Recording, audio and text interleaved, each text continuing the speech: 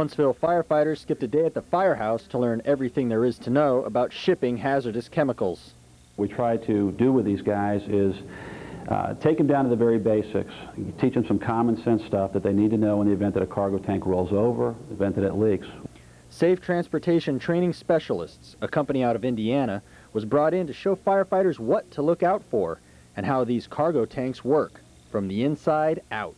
And how we've had the ability to bring these firefighters some good training is we took cargo tanks and we basically miniaturized them. All the cargo tank models that you see here and that you see in other parts of the building are basically a mock-up or a smaller version of what is actually out there on the roadways. And when we get done with teaching these guys a little bit about the cargo tank, we can then bring them inside here and be able to actually show them how things work. And it doesn't end there. How chemicals act inside those tanks is a different story. Now, one of the chemicals firefighters are going to be looking at today is propane.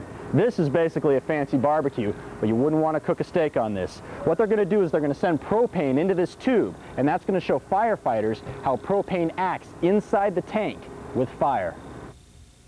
And it took just seconds for propane to reach its boiling point in this demonstration. That's exactly what these firefighters need to know when a leak is reported. If they're not handled properly, they can be very dangerous.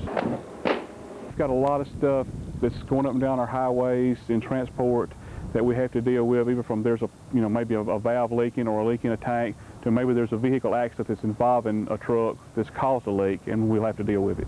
And firefighters say this type of training can keep a minor leak from turning into a major problem. In Huntsville, Jason Burks, WAFF 48 News.